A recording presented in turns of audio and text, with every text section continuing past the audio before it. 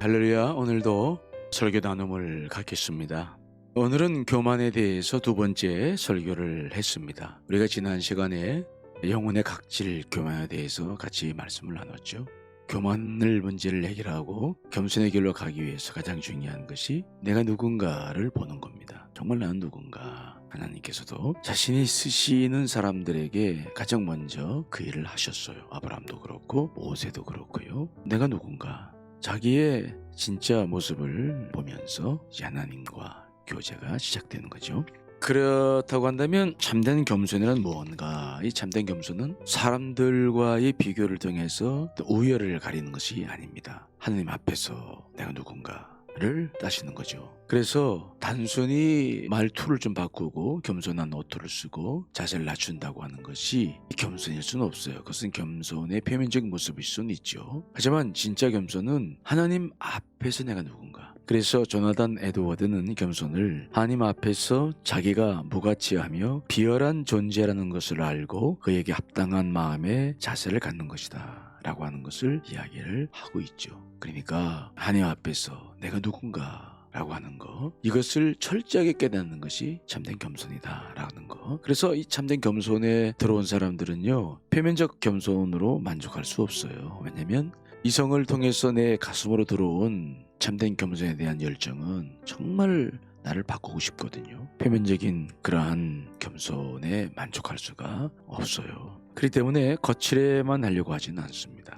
정말 바꾸고 싶어요. 그래서 이 참된 겸손에 이르기 위해서는 우리 결단과 어떤 깨달음만 가지면 부족하고요. 예수 그리스도 그분과의 깊은 교제가 있어야 된다고 봐요. 왜냐하면 그분의 그 십자가의 사랑이 나를 바꿔나가는 거니까. 그래서 그분을 흠모하고 그분을 사랑하게 되는 거잖아요. 그러니까 성령님과의 깊은 교제가 참된 겸손의 길에 있어서 여전히 중요하다라는 거. 그러면 어떻게 우리가 성령의 도우심을 받을 수 있을까? 예수님께서 바리새인과 세리의 기도를 말씀해 주셨어요. 바리새인은 자기 자랑을 통해서 기도를 냈지만 하나님의 마음은 움직일 수 없었죠. 하지만 세리는 나는 죄인입니다. 불쌍히 여겨 주옵소서. 자기 연약한 부분을 가지고 그냥 그대로 기도로 나아가는 거죠. 이러한 부분들은 우리가 아래로부터 영성이다라는 말로서 중요성을 제가 한번 여러분들과 말씀을 나누었던 적이 있습니다. 바리새인의 기도는 응답되지 못했고 세리의 기도가 응답되어져서 그가 어렵게 되었다. 왜 그랬을까요? 중요한 것은 다른 내용이 아니었어요. 교만 때문이죠. 세리는 자기가 누군지를 정확히 알았기 때문에 그 자체가 기도가 되었죠. 우리는 이 부분을 소중히 여기게 됩니다. 그러므로 우리가 바리새인과 세리와의 이 비유를 통해서 알 수 있는 영적 원리는 무엇입니까? 내 연약함을 붙잡고 기도로 나아가라 라고 하는 것입니다.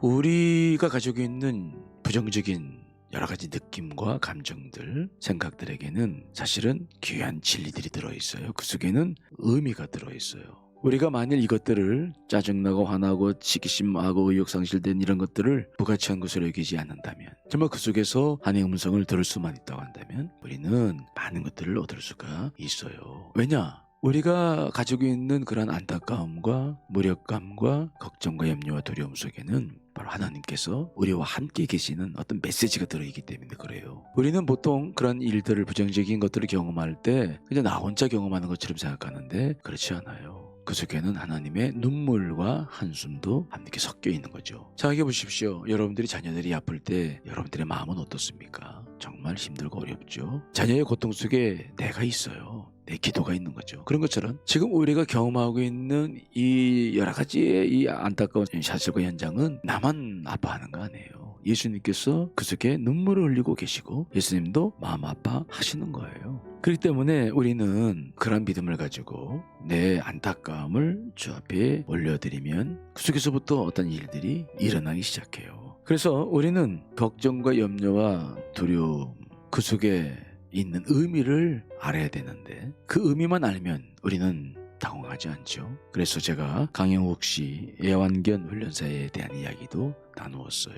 애완견을 키우고 있는 사람들이 많은데 애완인, 즉 애견인, 반려견을 키우는 반려인이 반려견을 잘 이해만 한다면 강압적이고 소리 지르지 않거든요. 저도 경험해 봤습니다만은 제가 정말 몰랐어요. 그러니까 자꾸 강압적인 방법을 쓰게 되더라고요. 마찬가지입니다. 내 안에서 부르짖고 있는 소리들이 있어요. 여기서 의미를 한다면 나는 그렇게 당황할 필요가 없거든요. 하나님은 우리가 그것을 가지고 기도로 나아갈 때 성령을 통해서 충분히 그 속에서 역사하시게 됩니다. 이것을 우리가 경험하는 것이 아주 중요합니다. 그래서 저 같은 경우에는 그것을 붙잡고 나아가서 기도할 때에 어느 때는 뜨거운 감정과 함께 눈물이 흐르고 회개의 기도가 나오기도 하고요. 또 새로운 것을 깨닫기도 하고 또 내가 지금 어떠한 일을 해야 되는지에 대한 깨달음도 바로 와요. 그래서 그 문제를 주님과 함께 해결해 나가면서 늘 주님께서 원하시는 길을 향해 나아가게 되는 거죠.